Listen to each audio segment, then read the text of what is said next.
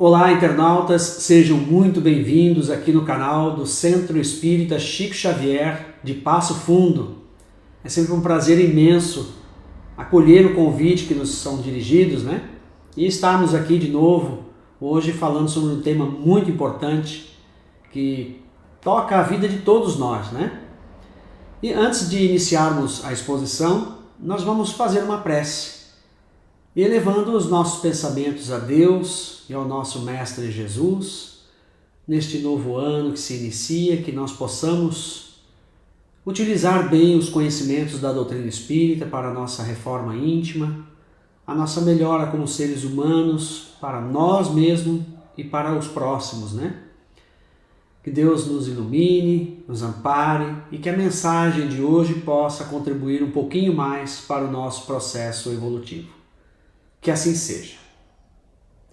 Muito bem, hoje nós vamos falar de um tema bem interessante e esse tema eu confesso a vocês que ele chamou muito a minha atenção. A primeira vez que eu vi esse tema eu fiquei, digamos assim, preocupado, porque vejamos o tema, Eu já vou adiantar aqui para vocês, é o Justiça das Aflições, que está no Evangelho segundo o Espiritismo, capítulo 5, itens 3 a 17, na verdade são maiores, o volume de itens são maior, mas selecionamos do 3 ao 17 para o estudo de hoje, sem prejuízo das outras obras também que nós vamos trabalhar.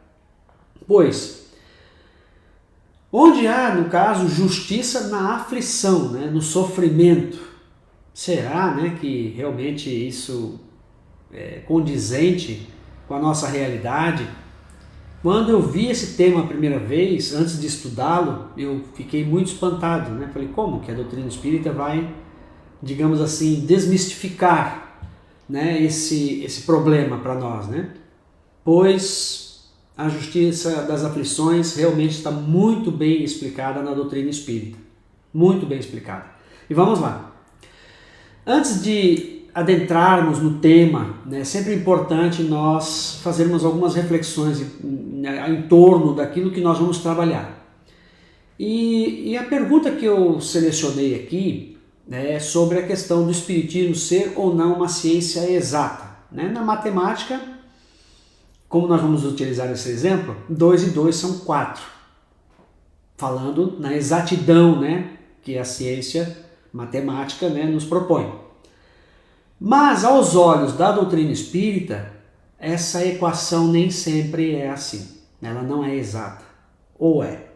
Vamos descobrir. Vejamos. O espiritismo é uma ciência exata? Sim ou não? Não.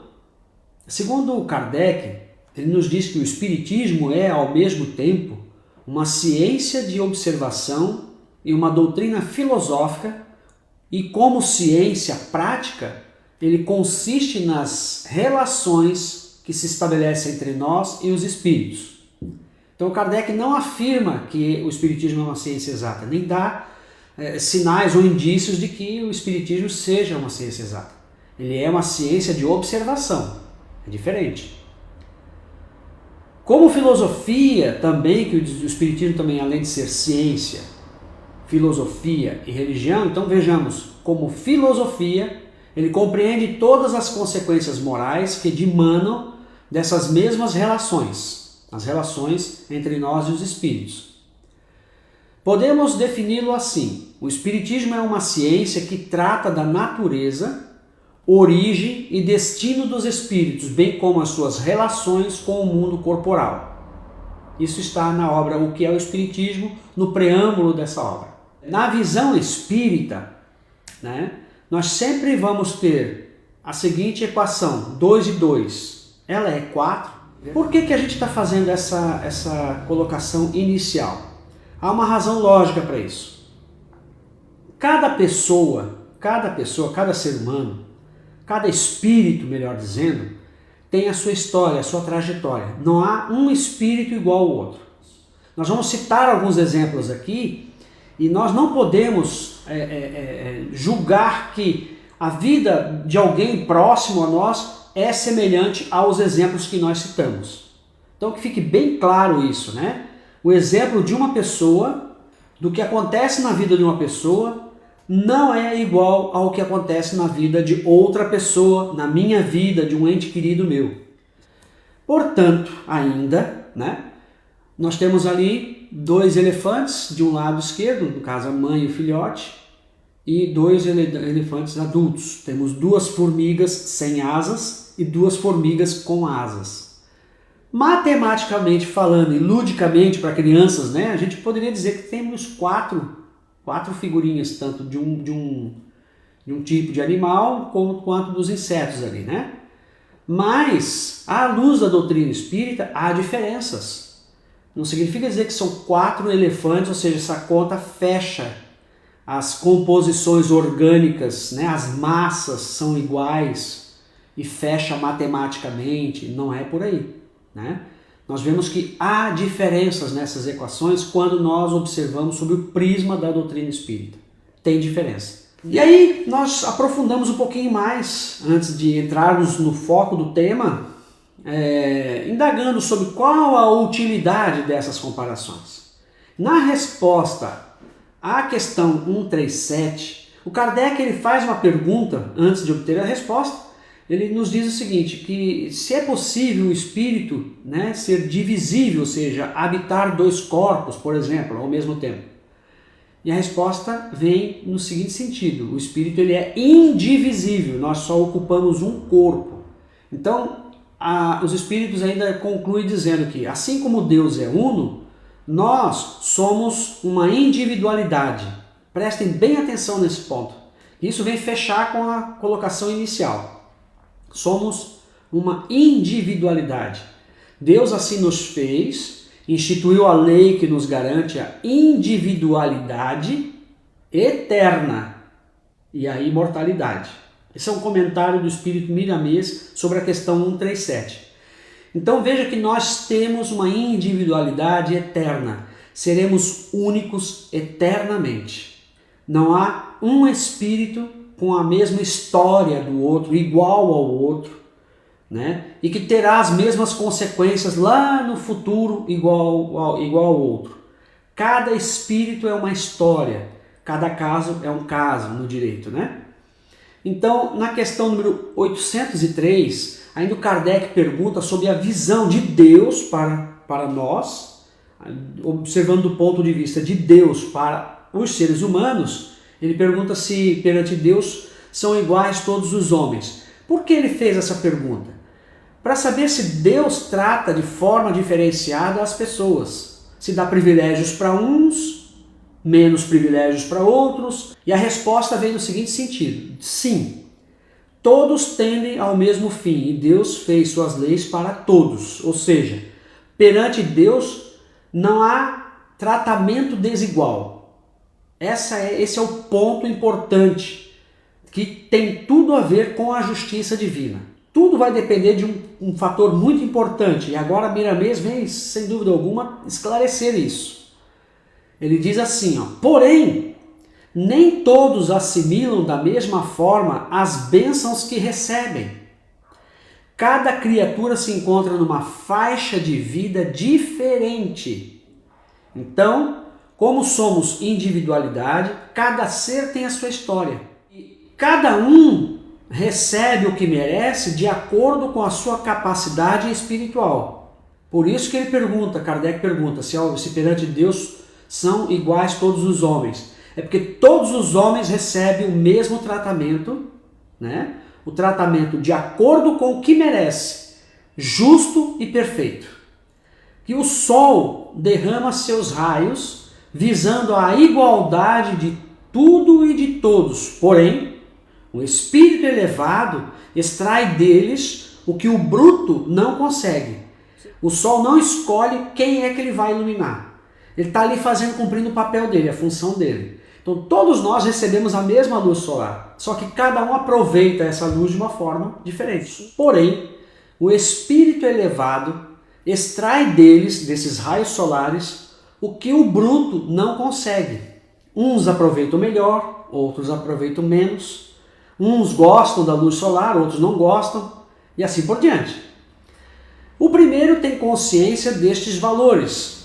O segundo deixa o trabalho para o instinto e só assimila o que lhe serve para a sua vida.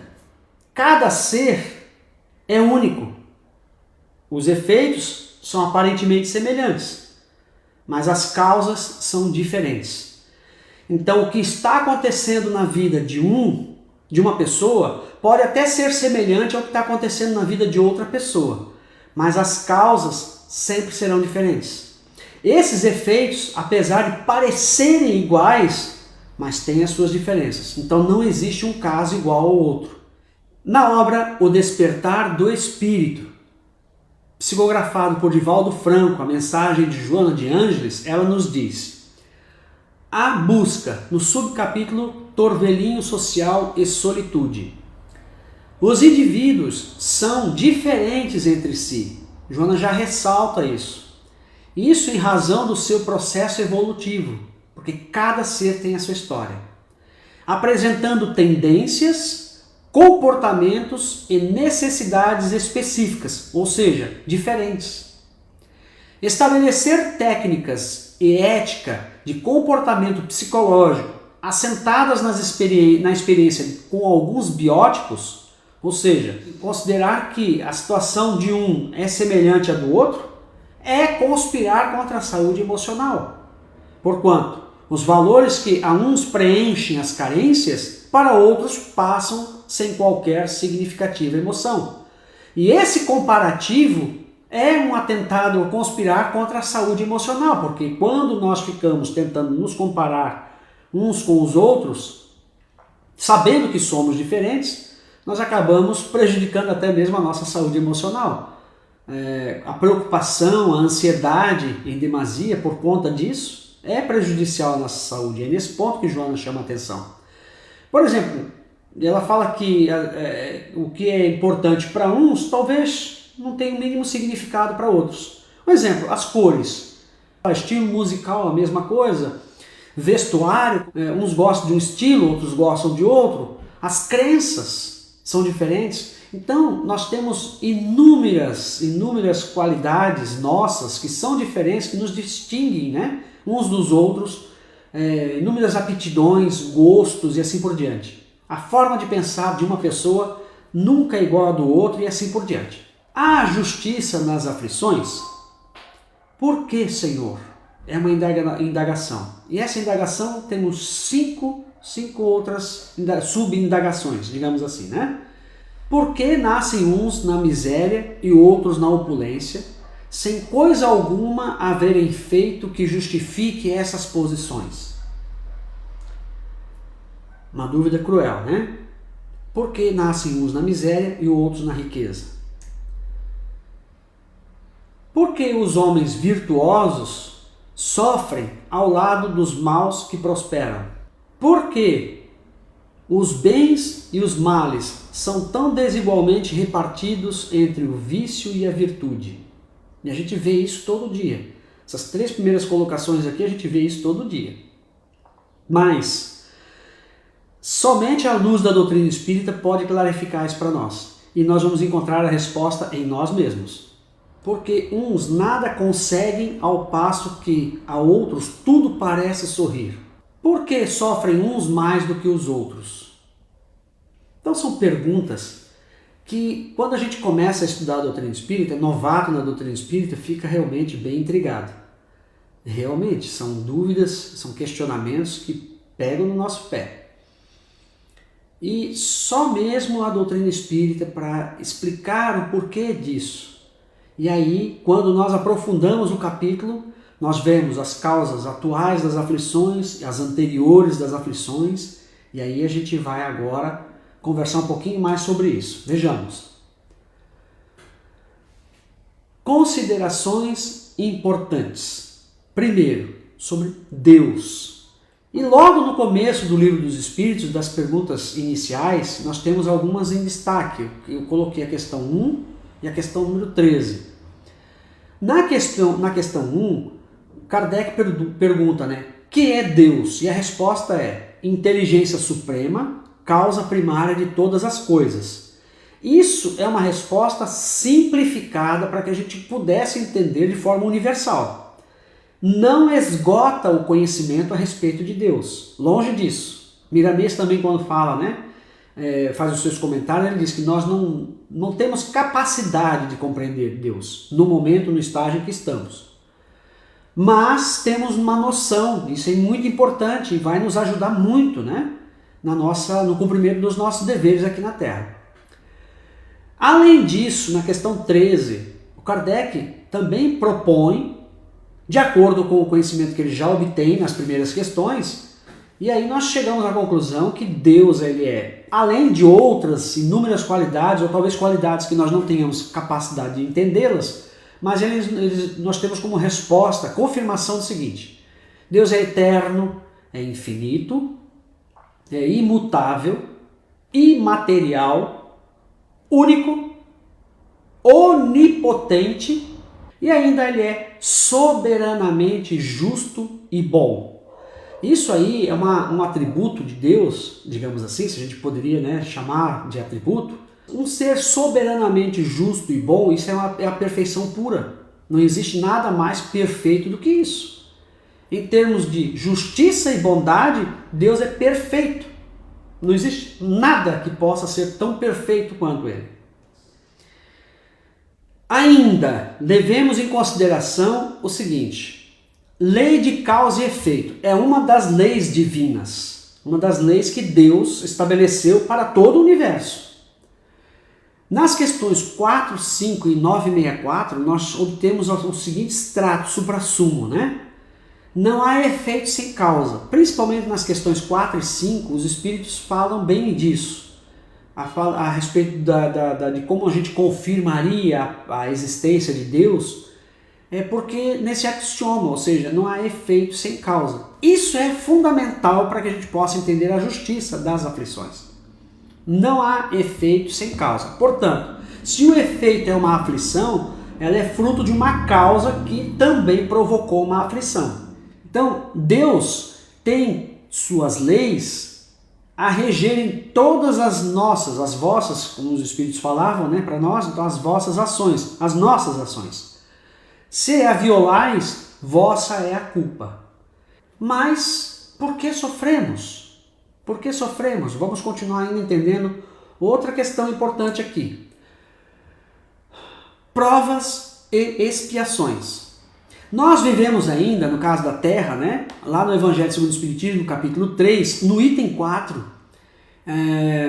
a espiritualidade nos auxilia com esse ensinamento, que a Terra, né, pertence à categoria de mundos de expiações e provas, razão porque aí vive o homem a braços com tantas misérias. Significa que nós estamos no estágio ainda evolutivo. Para que a gente possa chegar, por exemplo, na universidade, falando agora aqui na nossa linguagem trivial, um jovem, né, para que chegue na universidade, ele precisou, desde criança, passar pelas séries que antecederam. Não há como pegar uma criança e já colocar na universidade. É preciso que a gente cumpra um currículo, né, até chegar lá. Isso é normal, isso é fato. Não precisa ser muito expert para entender isso. E nós estamos num desses degraus ainda no processo evolutivo. Nós não temos condições de alçar a angelitude agora. Nós nem sabemos o que fazer. Não temos capacidade de entender isso ainda. Por quê? Porque não temos conhecimento suficiente, não temos evolução suficiente para estar lá nesse patamar, né? Nem saberíamos o que fazer. O que eu vou fazer agora? Eu sou um anjo já. O que eu vou fazer? Não sei. Posso até tentar, mas aí vou cair, vou tropeçar nos meus erros, no orgulho, no egoísmo, na vaidade, assim por diante. Um anjo não pode tropeçar dessa forma, né? Mas vamos lá.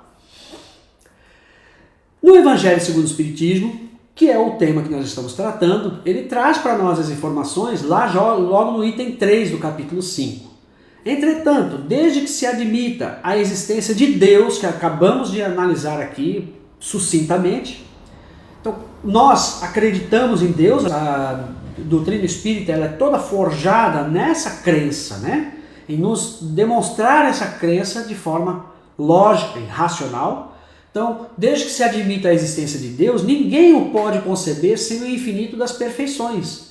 Então, a justiça, mesmo das aflições, ela é perfeita. Ele, no caso Deus, necessariamente tem todo o poder, toda a justiça, toda a bondade, sem o que não seria Deus.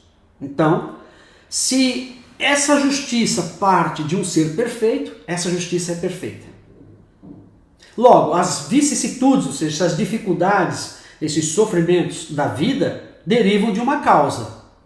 Por isso que nós colocamos que todo efeito possui uma causa. Foi bem destacado isso nos slides anteriores, né? Então, se as vicissitudes da vida derivam de uma causa, pois que Deus é justo, justas há de ser essa causa. Então, é justo que existam vicissitudes porque há uma causa que demandou isso.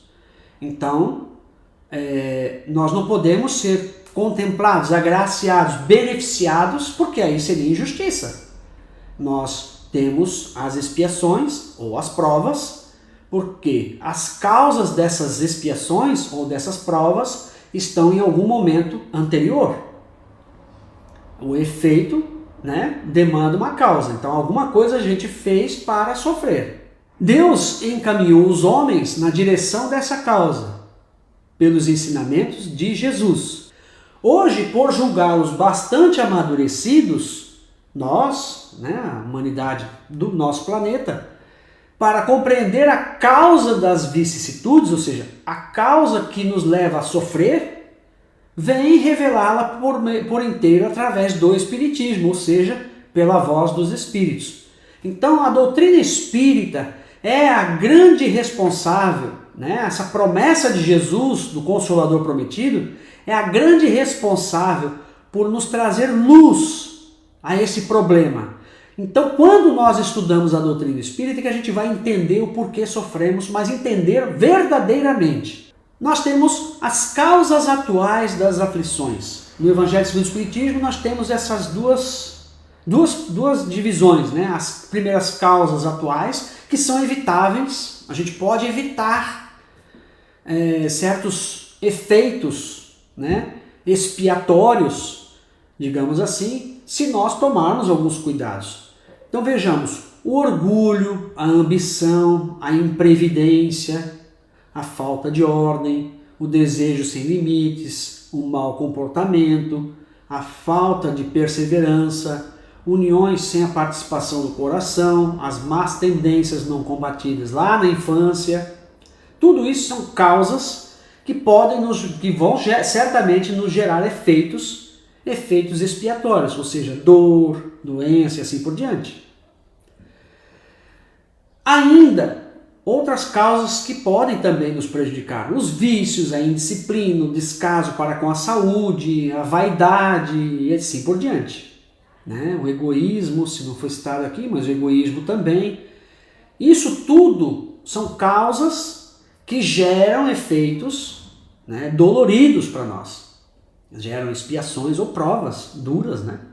Nós podemos evitar esses efeitos, porque conhecemos as causas que a doutrina espírita nos explica, né? Nos demonstra. Já existem também uma outra categoria, né, de causas, que são as causas anteriores, que são às vezes inevitáveis, às vezes evitáveis, ou às vezes até mesmo remediáveis, digamos assim. Porque o que a gente sabe agora, a gente sabe que tudo que nós fizermos de errado nós vamos pagar. Se não pagar nesta existência, podemos pagar numa próxima. Então agora a gente sabe que podem ser inevitáveis também para as próximas existências. E também podemos, de uma certa forma, amenizar os efeitos dos nossos erros, e nós vamos entender o porquê disso também, né? Deus não quer o nosso mal, mas quer que nós nos melhoremos. Ainda diz que a origem das causas anteriores está no mal que fizemos noutra vida, em vidas passadas. Talvez seja impossível a gente evitar as expiações e provas, mas podemos, nesse caso, também amenizar essas provas e expiações. Não que nós façamos uma barganha com Deus, né? Não devemos pensar assim, estou fazendo isso aqui porque eu quero me livrar de um problema lá. Não, é a nossa postura como seres humanos, nós mesmos amadurecidos, com mais experiência, nós vamos nos transformando. Isso é muito importante. Por exemplo, causas anteriores. Fui orgulhoso no passado, em vidas passadas. Eu posso reencarnar em condição humilhante. Fui um mau filho, posso sofrer com os meus filhos. Empreguei mal a fortuna, posso ver-me privado do necessário. Fui suicida, posso reencarnar com lesões físico-intelectuais e assim por diante. Há casos ainda em que o merecimento da pessoa nesta atual existência faz a diferença. Então vamos lá.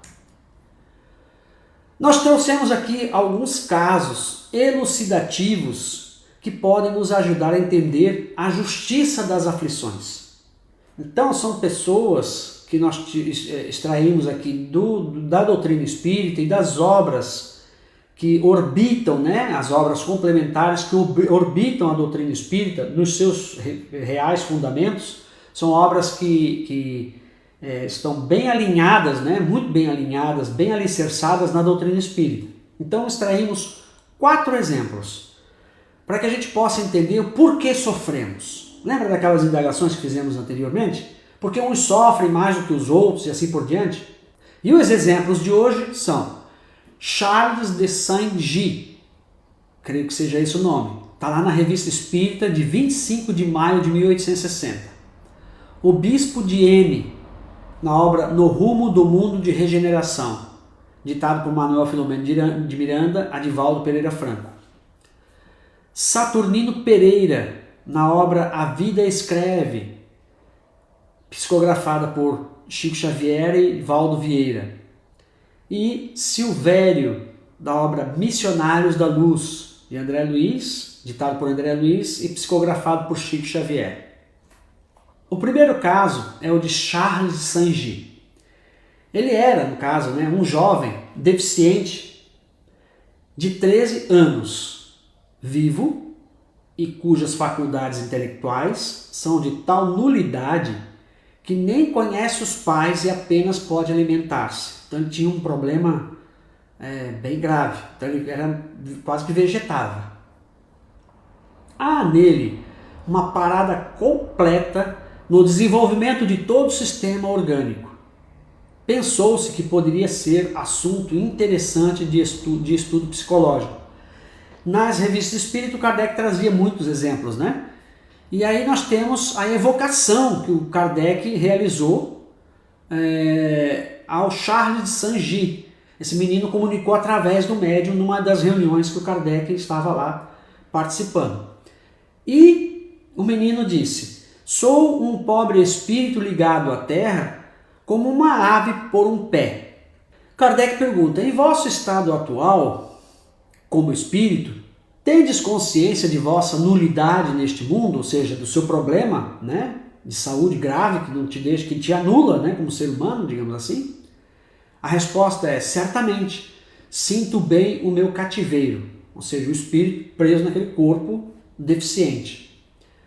Lembrai-vos da vossa existência anterior? Ó, sim, disse o rapaz. Ela é a causa do meu exílio atual. Então ele fez alguma coisa grave numa existência anterior e estava espiando na atual existência. Quem observa sem conhecer a doutrina espírita vai imaginar: nossa, Deus é injusto. Um menino, né, um jovem, sei lá, 13 anos, né, um jovem não, um menino ainda de 13 anos, todo deformado. Será que esse Deus é justo? Né? O pai ou a mãe pode dizer: por que meu filho todo deformado, com um problema grave, que nem me conhece como pai? Por quê? A resposta está aqui. Ele lembrou que a causa do exílio dele, do problema dele na atual existência, é porque ele fez algo em vida passada, algo muito grave. E a justiça divina está aí operando a sua perfeição, ou seja, permitiu ele ter uma nova encarnação e, além disso, com a expiação, ele vai quitar essa dívida, esse erro grave que ele cometeu. Qual foi essa existência? No caso, né? Ele foi um jovem libertino ao tempo de Henrique III. Um jovem libertino. Então temos aí o que mais ou menos ele andou fazendo, né? Como era o estilo de vida dele. Como pode a vossa existência atual servir ao vosso progresso no estado de nulidade em que estáis? A resposta é: ela não me é nula perante Deus que a impôs. A existência não é nula. Por quê? Porque ele estava espiando, cumprindo aquela existência, e ele ficou pouco tempo, segundo ele mesmo relatou, ele ficaria pouco tempo nessa existência sofrível, né, que ele teve, para poder pagar a dívida dele. Então, esse ponto é muito importante para a gente entender o porquê ele estava sofrendo. Existe uma causa. Esse efeito, que é a debilidade dele, física e mental, ela é proveniente de uma causa. Alguma coisa muito errada ele deve ter feito, que ele mesmo confessou na própria citação dele aqui, na comunicação dele. A questão número 965 do Livro dos Espíritos enfatiza, né, que Deus não impõe isso para a gente. Deus não é punitivo. A resposta vem da seguinte forma: Deus tem suas leis a regerem todas as vossas ações. Se as violais, vossa é a culpa. Utilizamos essa informação no slide anterior. Então, nós estamos submetidos a leis que têm cumprimento, leis que não são falhas, leis que realmente nos colocam as provas e expiações para corrigir erros do passado. Então não foi Deus que impôs isso para ele de graça, sem nada. Ele foi o causador do problema dele, não foi Deus. Por isso que a gente coloca esse asterisco ali, essa explicação. Agora nós temos o segundo caso, o bispo de M. Também eu, disse ele, estive do outro lado.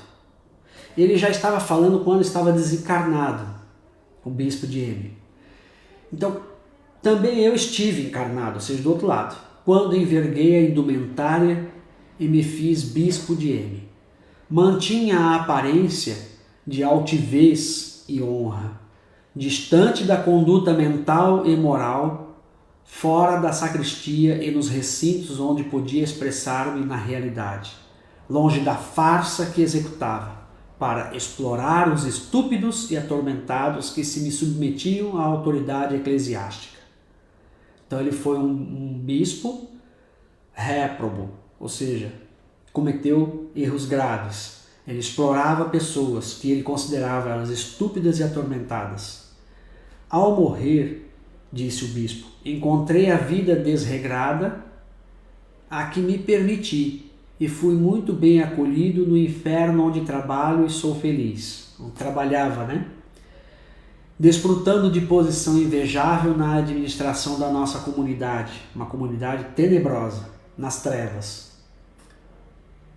Foi então que a Senhora, Mãe da Humanidade, Maria, Mãe de Jesus, foi em socorro dele e concluiu. Ela disse para ele o seguinte: renascerás ainda na terra, proximamente, assinalado pelas flores negras dos teus delitos e espinhos transformadores, em feridas e deformações que surgirão no teu corpo e na tua emoção, como flores perversas, a fim de lograres a redenção até o momento em que o teu coração pulse ao ritmo do amor que destroçastes em outras existências. Não recalcitres nem titubeis. Não há crimes que não possam ser corrigidos, nem amor que se negue a envolver todos os réprobos para a reparação. Vamos, meu filho, com a tua mãezinha. A vida na terra sofrida te espera. Então, mais um exemplo de que ali ele iria reencarnar e pagar os delitos que ele mesmo confessou.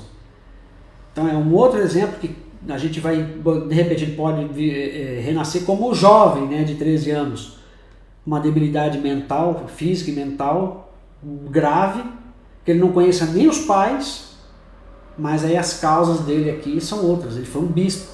O jovem não citou se ele era religioso ou não, ele não informou isso. Ele era um libertino. Já no caso aqui, o bispo foi um religioso. Nós temos situações distintas. Cada caso é um caso. Mas a justiça divina, a justiça das aflições, explicando por que acontece. Porque nós erramos, se não nesta existência, erramos no passado, numa existência anterior. Próximo caso. Saturnino Pereira era francamente dos melhores homens. A caridade em pessoa. Onde houvesse a dor a consolar, aí estava de plantão. Por isso mesmo, quando foi visto de mão a sangrar junto à máquina de que era condutor, todas as atenções se voltaram para ele, entre o pasmo e a amargura. Por que um desastre desses com um homem tão bom? Murmurava uma companheira. Numa noite, compareceu à sessão íntima no templo espírita em que frequentava. Macário, o orientador espiritual das tarefas, explicou. Há 80 anos era você poderoso sitiante no litoral brasileiro. E certo dia, porque pobre empregado enfermo não lhe pudesse obedecer às determinações, você, com as próprias mãos, obrigou-o a triturar o braço direito no engenho rústico. Você implorou existência humilde em que viesse a perder no trabalho o braço mais útil. Mas você, Saturnino, desde a primeira mocidade, ao conhecer a doutrina espírita, tem os pés no caminho do bem aos outros. Você tem trabalhado esmerando-se no dever. Sei, porém, que hoje, por débito legítimo, alijaria você, ou seja, perderia, no caso, você, todo o braço, mas perdeu só um dedo. Regozije-se, meu amigo. Você está pagando em amor seu empenho à justiça. É o amor que cobre uma multidão de pecados, como bem asseverou nosso Mestre Jesus no Evangelho de Pedro I, capítulo 4, versículo 8. Através das boas ações, podemos diminuir o impacto das provas diante da lei. Lembra como quando nós falamos aqui que os fatos das existências passadas, né, nem sempre são punidos, né, com a severidade, ou seja, não é inevitável a punição. Ela pode, não vou dizer ser evitada, mas pode ser amenizada, mas desde que nós realizemos fizemos da nossa vida esse hino de amor que Jesus nos ensina. Ou seja, a nossa prática no bem, a prática na caridade, ela pode advogar em nosso benefício, diminuindo as nossas penalidades. Que exemplo lindo esse, né? Ele ia perder o braço porque ele fez um funcionário dele, né, perder o braço numa existência anterior, mas perdeu um dedo nesse acidente. Próximo caso, e o último de hoje, né? Aproximando-nos dos pavilhões de desenho, disse André Luiz, onde numerosos cooperadores traçavam planos para regenerações incomuns, foi o meu novo companheiro procurado por uma entidade simpática que lhe pedia informações. O André, sempre o André Luiz, né? Trazendo exemplos maravilhosos para nós. Veja bem, que depois de 15 anos de trabalho nas atividades de auxílio na colônia Nosso Lar, a pessoa que procurou já tinha 15 anos de trabalho. Ela regressaria à esfera carnal para a liquidação de determinadas contas. Quem é essa pessoa? Silvério.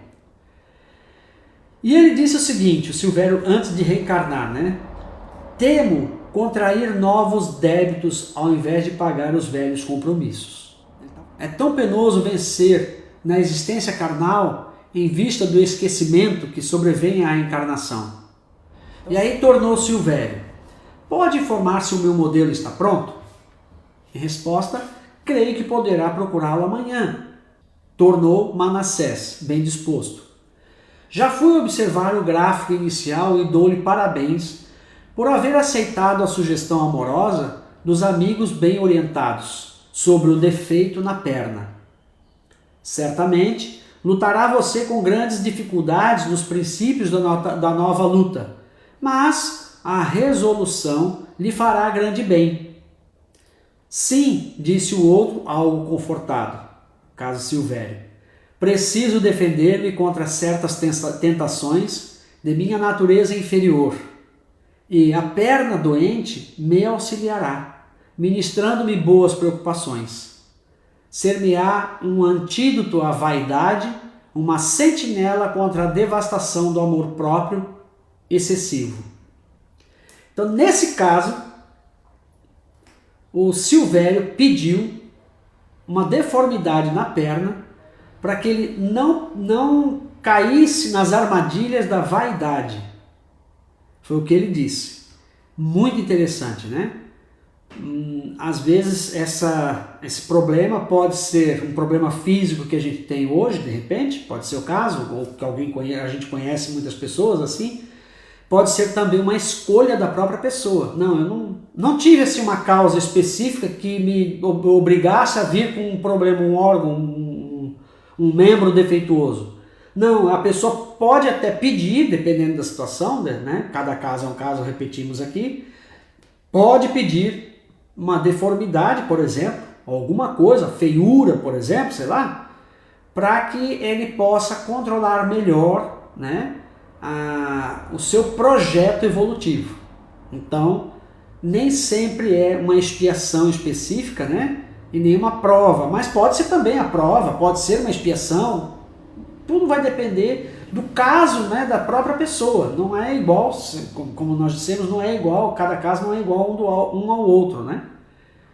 Então, é muito importante nós fazermos essa reflexão dos casos aqui, são poucos casos que apresentamos, para nós entendermos por que sofremos, né?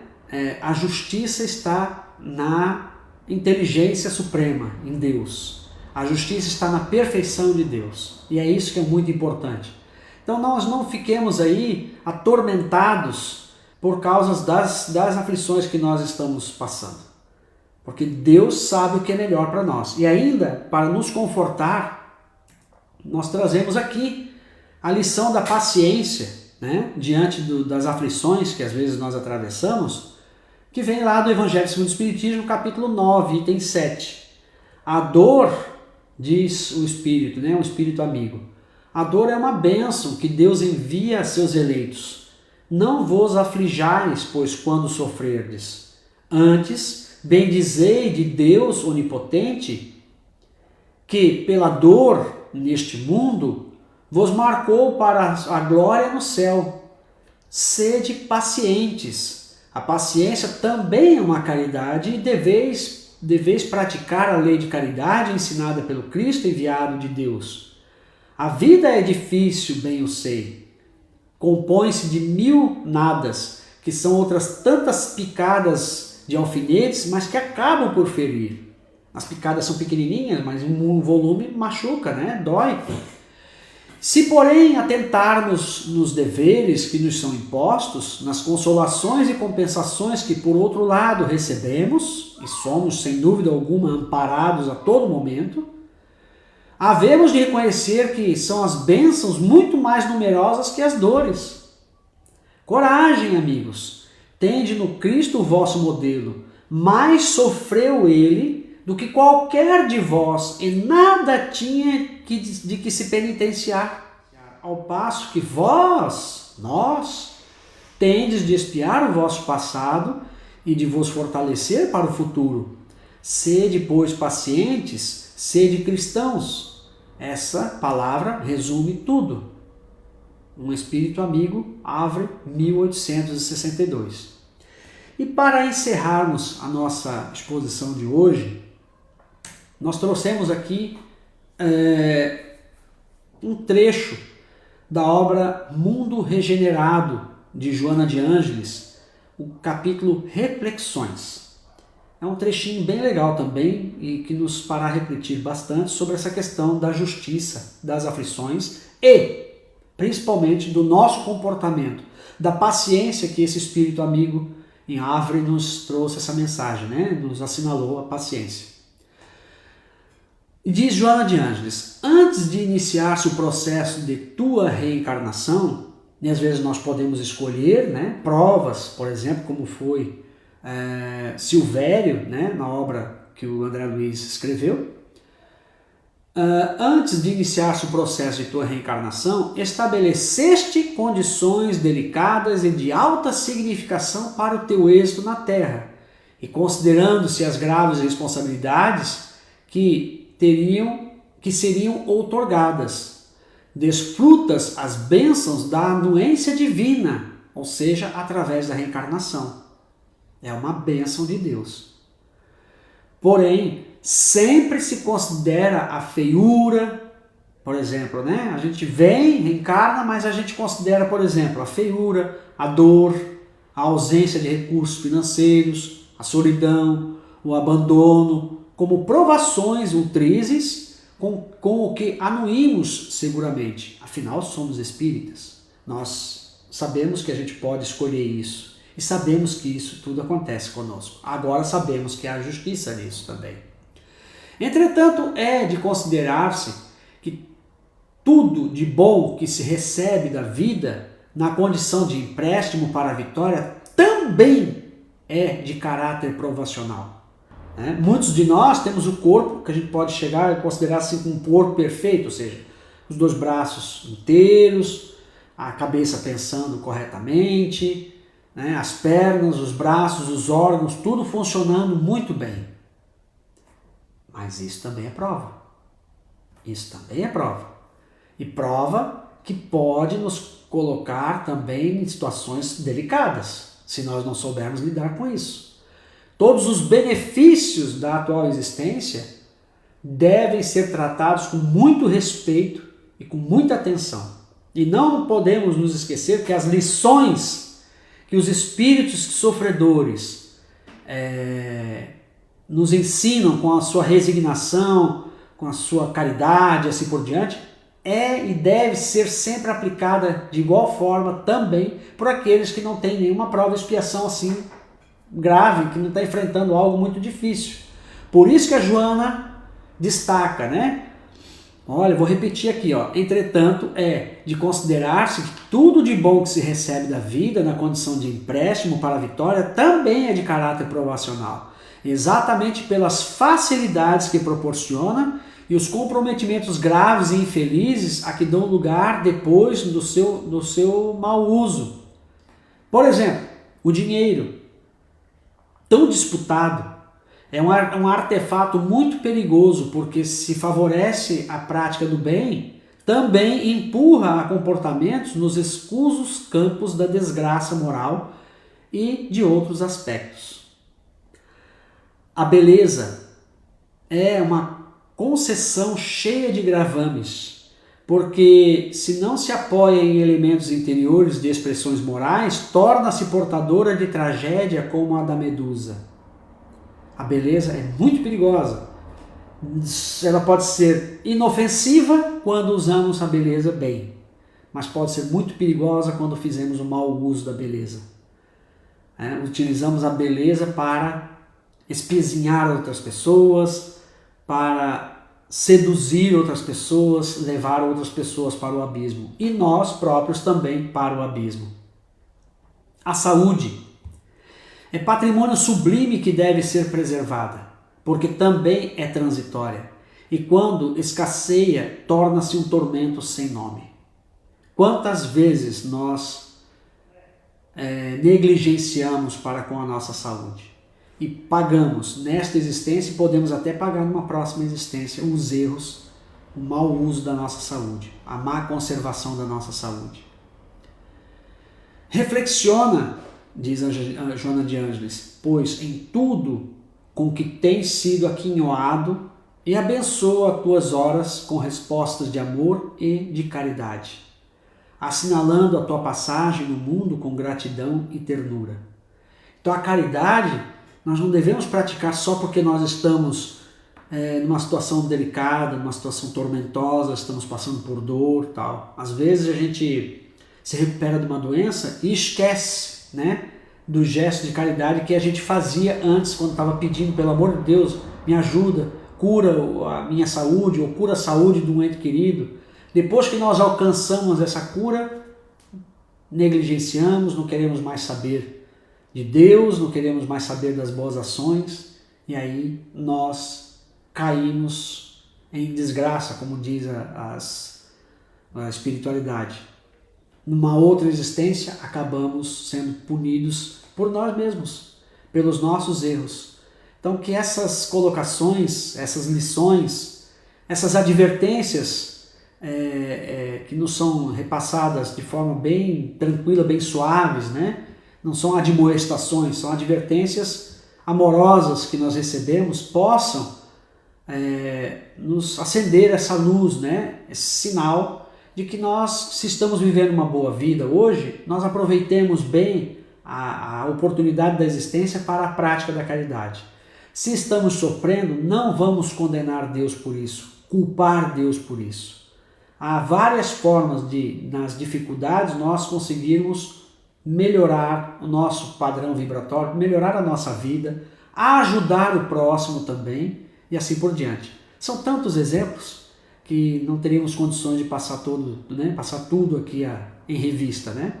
Mas esperamos que essas colocações tenham nos auxiliado e auxiliado a todos vocês nessa nossa jornada evolutiva, com a graça de Deus. Para encerrarmos, então, vamos realizar a nossa prece, elevando os nossos pensamentos a Deus e ao nosso Mestre Jesus, agradecendo pela valiosa oportunidade que tivemos de aqui compartilhar aquilo que viemos estudando a respeito da justiça das aflições. Esse Deus maravilhoso que nos promove todos os recursos necessários para a nossa ascensão. A Ti, Senhor Deus, a nossa gratidão. Deus continue nos iluminando hoje e sempre e que nós possamos evoluir um pouquinho mais diante dos conhecimentos aqui trazidos. Que assim seja. Mais uma vez, gratidão ao convite que nos foi feito pelo Centro Espírita Chico Xavier de Passo Fundo e estaremos de volta em outra oportunidade, tão logo nos seja possibilitado e traremos um novo tema abençoado como esse, né, que a doutrina espírita nos oferece, nos proporciona. Gratidão a todos.